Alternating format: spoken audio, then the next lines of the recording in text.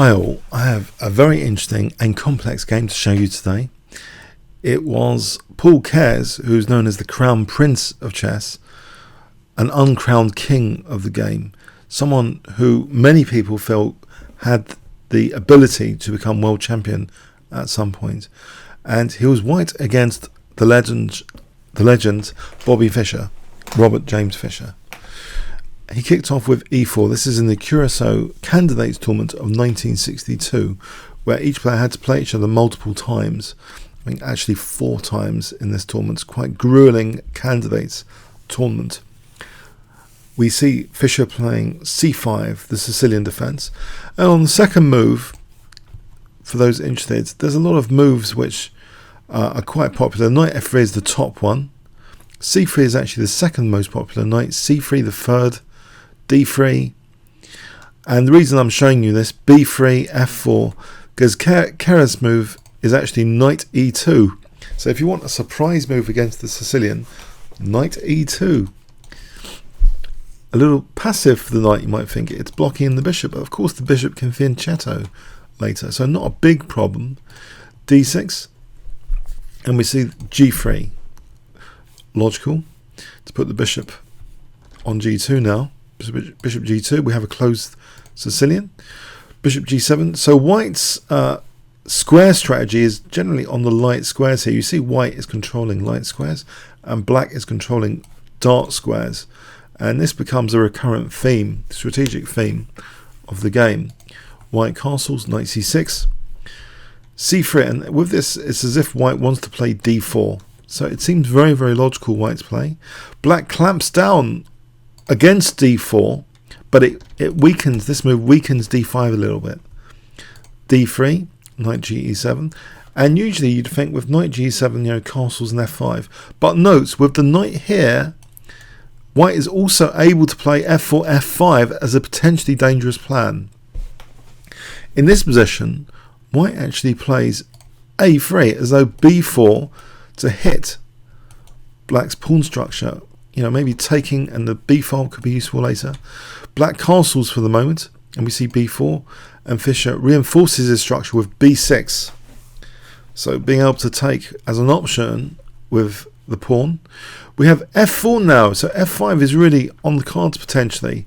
Now, the slight downside of this move, it does open up potentially this bishop, and Fischer does that. He takes f4, even though he's giving Paul Keres more pawns towards the center, which is generally a good thing. Also, of course, this could be dangerous later. A rook on g1 or f5 could be dangerous still later.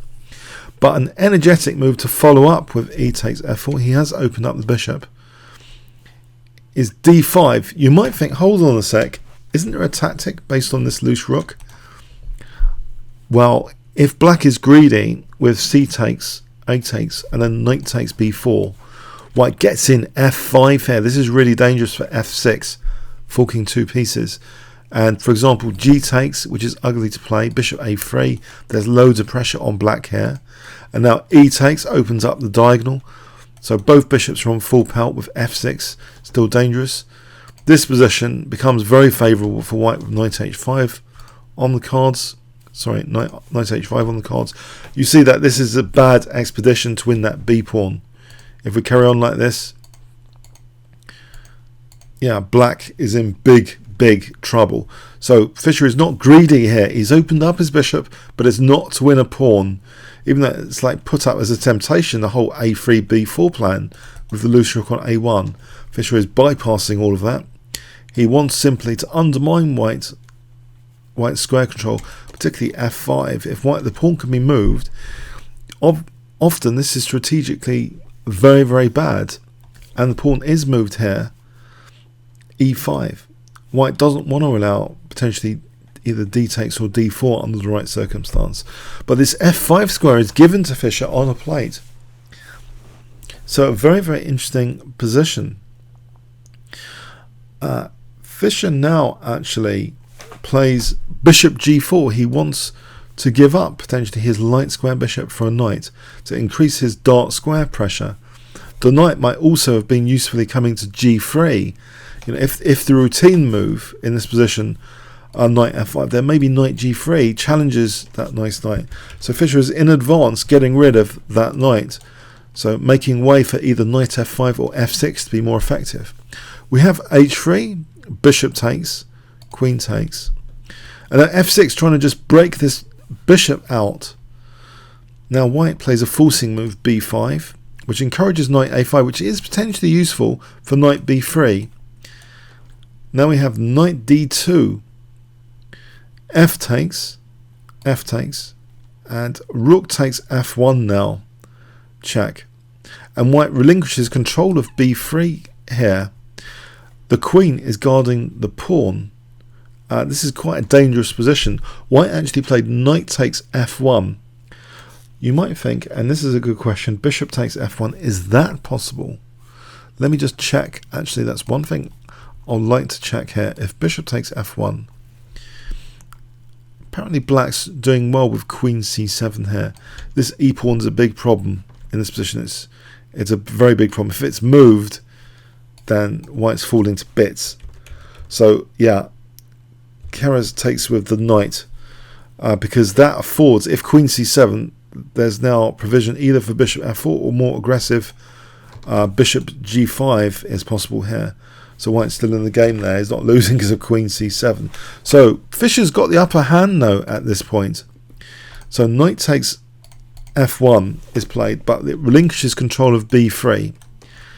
So Fischer's got the upper hand. He's actually going to win the dark square bishop, pardon me, and he's got the dark square bishop. So this could be a major force in the game. On the other hand, the light squares for black are questioned, and white has the light square bishop. So it's a classic light square versus dark square play. If you're a fan of Man magazine, you might remember Spy versus Spy, the white spy versus the dark spy. This is just like a spy versus spy at the moment. So white is better on the light squares, black is better on the dark squares. Black is hitting the dark square pawn. That's reinforced. Now rook d8 protecting d5, making provision for knight f5, protecting against that dangerous light square bishop. Knight h2. And here, maybe a slight inaccuracy, at least from an engine perspective. Fischer plays d4 here, and it seems entirely logical to reinforce e3 for knight f5 to e3. But maybe knight f5 can be considered slightly more accurate to still play d4, but with the possibility that c takes can be answered by knight takes d4, not just cd or rook takes. But Fischer's d4 here, it's reacted to immediately with c takes d4, so there's no option for knight takes d4. Maybe a slight inaccuracy. Would it have given Fischer a big advantage to play knight f5 instead? Well, it's pleasant. Let's just take an example. It's pleasant, this position.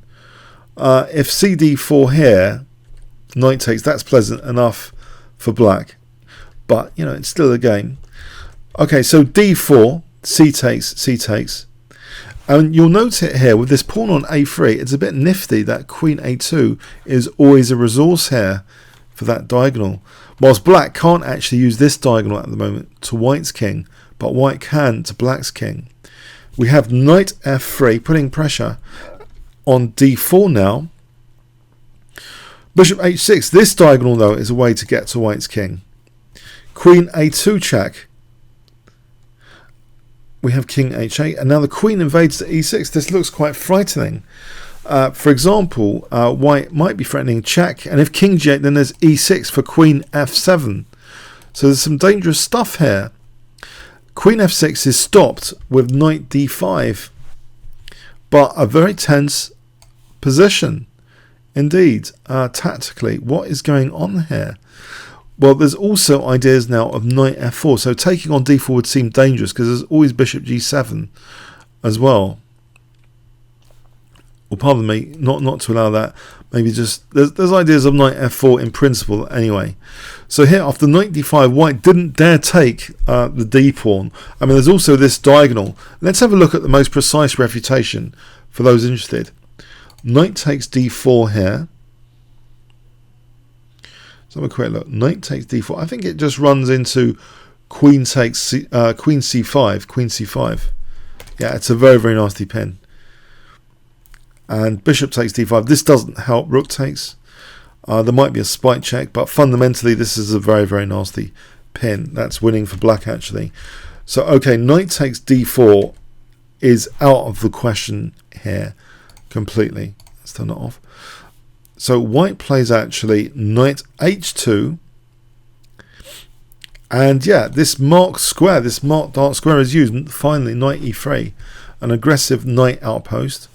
But black has a light square outpost now to counterweight bishop c6, cutting across the light squares. This is a real fight, light square versus dark square fight.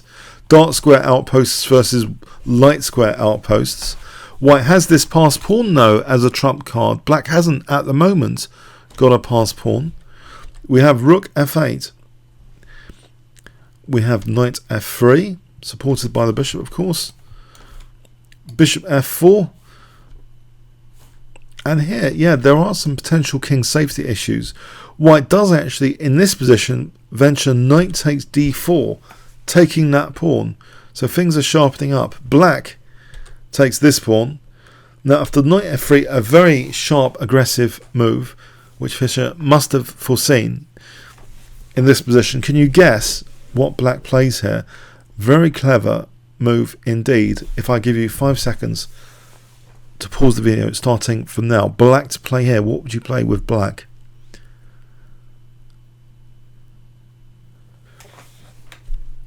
Okay, bishop d4, making way for the queen to come to g3. We get an imbalance of the position now with this. Black will end up with a rook against knight and bishop. After rook takes e3, bishop takes, queen takes, we have check. So an imbalance is created.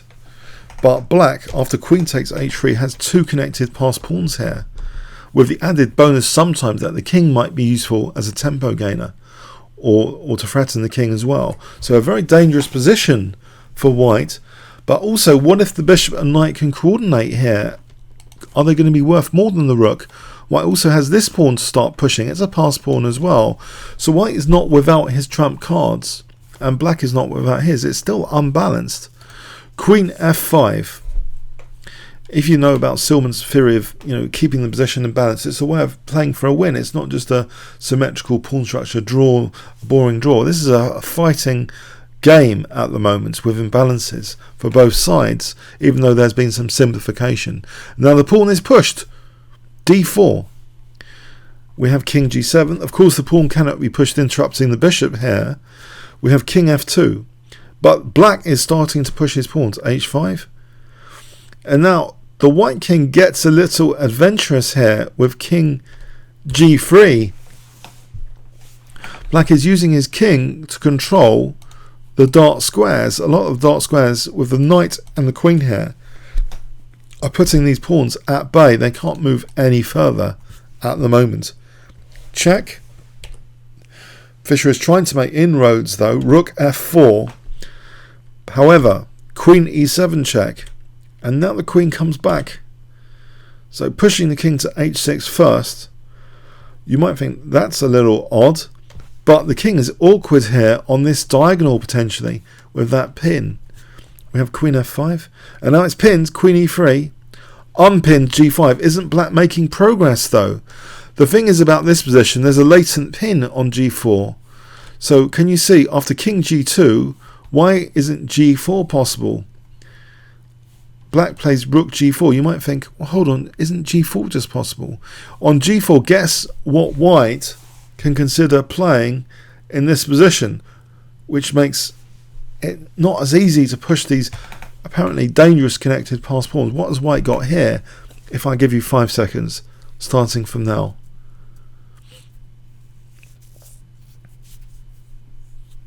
Yeah, king g3. The king is an aggressive piece here. Yeah, the knight's holding h4, check. On pawn takes, we're just going to take this. So it's dangerous. So Fischer plays rook g4. He's got to be careful here. King f2, rook f4 again. King g2. This defense exists because the king is on h6. Check. Queen h1. Check. Check. Queen f7. Fischer is trying to make progress here. King h2. Queen f6 now. with king g2. Again, ready with king g3 at any time. King g7. Now, finally, g4 surely is being threatened here. We have king g3 as the defense to g4 at least, because then there's queen takes f4. But Fischer now has h4 check, so he needs to still try and get g4 in surely at some point. King g2. Now here it looks really isn't g4 at all possible here. In this position, Fischer again plays rook g4 check. Why isn't he playing g4 here? What's the problem now? Let's just quickly try and answer that. On g4, just knight takes h4. Apparently it's possible because queen takes. I think we just have queen takes f4. No problem. So knight takes, and then what does white do? So tactically, the pawns are being restrained with tactics here. So check, rook g3, pinning, and surely g4 is now on the cards. We have queen e4, and finally, Fischer seems to be making progress, finally, at move 54. g4, pushing the knight back. Doesn't this spell disaster for white? Knight h2. Well, g4 now is actually a loose pawn in this position. We have queen g5 holding it for a second, providing possibilities of the check here being dangerous, and also maybe taking and bringing the rook here for a check. We have knight f1. Very interesting position, knight f1. Maybe it seems as though white might be closing in if he wants to try and get to a draw with check. This looks like a good candidate idea, just to wipe out the pawns here. That looks like a good candidate idea. Queen e5 check is a moment where white kind of looks stuck with these pawns and the rook here, and if white gets that pawn, then okay, we haven't got the power of the two connected passed pawns, and white's still got his passed pawn, so that should be okay. But instead we see this knight f1, and now this check. A very, very interesting position indeed. Maybe rook f3 is also coming into consideration here from a technical perspective. This is potentially quite dangerous with the idea of rook f4, and this position can potentially, it seems, be in black's favour. So this position where the two connected passed pawns are quite dangerous. This pawn is stopped in its tracks. This looks like a dangerous position indeed. So rook f3 would seem an interesting idea here. Rook takes a3 might actually be, it looks really, really dangerous, but from an engine perspective, this position is equal, believe it or not. White has, the engines find a move here which provide basically equality for white. It's a really subtle move, so I'm not even going to ask you. It's queen e6, and again the pawns are tactically stuck in this position, because if g3, then we have check here, queen f7, and it's dangerous. This position is dangerous. Remember, the bishop's on g2 here. What does black do here? He's threatened with queen f8 check. The king is kind of airy in this position, and this is enough apparently for white to secure a draw in this position. Yeah, so this is a very, very tricky scenario position. Yeah, Fischer played rook h3 check and took the pawn on a3. So are the pawns going to reach momentum at all in this game? We're getting to a climax now. d5, the pawns are now stepping one more forward, g3. But here now, before a pawn dares come to h3, we have bishop d7, not only securing down against h3, but it also might be useful now for things like bishop f5 to cut the king and maybe start perpetual checks. On f5, queen e5 then becomes possible. Rook a1, and this is a key move in this position. Bishop f5, not just against h3, but also now queen e5 check is on the cards. Queen f6, queen f4.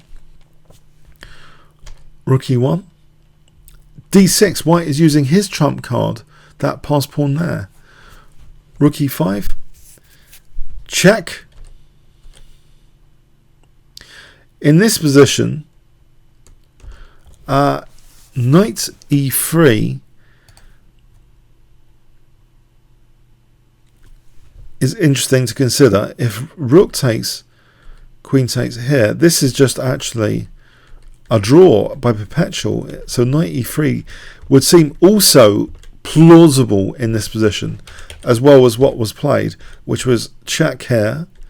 And now this d7, yes, white's passed pawn is now securing a draw in these variations, because if rook takes f5, then we have d8 dragging the queen away from the rook, and then we can take here, and it's drawing for white at the very least.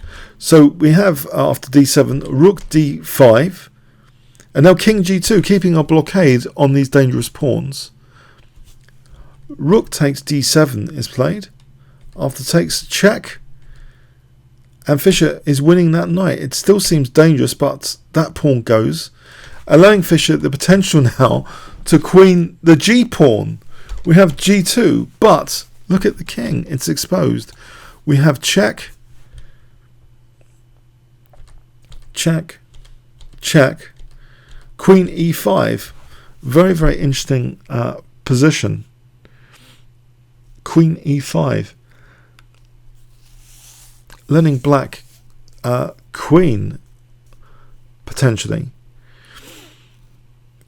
Now, here, black actually played queen h1 check. Very, very, very interesting. Okay, so basically, what on earth is going on here? Why can't black just queen? Let's have a quick check. Quick check on this. If black queens here, then bishop f5 check is a draw, believe it or not. It's or not. You might think, well, hang on. If here, then it's mate in one. Ouch, it doesn't matter if you've got an extra queen. So this is basically a draw. If king g8, then check, check, and it's check infinitum. Infinitum. Yep.